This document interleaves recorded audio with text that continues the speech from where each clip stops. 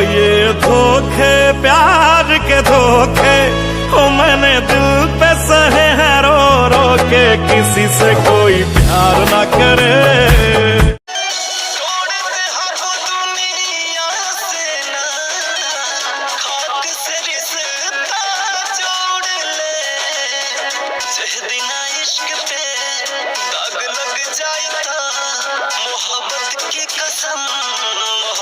छोड़ दे जहरी ना इश्क पे दाग लग जाए ता मोहब्बत की कसम मोहब्बत छोड़ दे।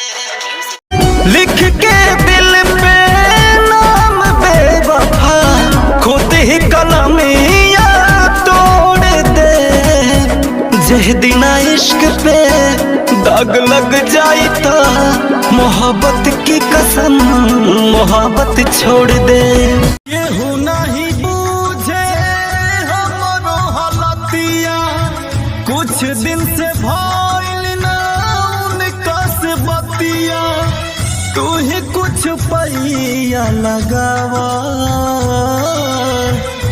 चंदा रे।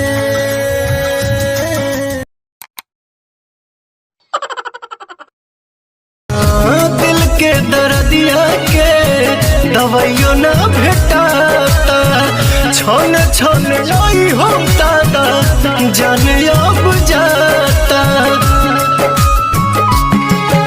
मोहब्बत बेचाता है बाजार में, केहू पिए ला जहरिया के करो प्यार में।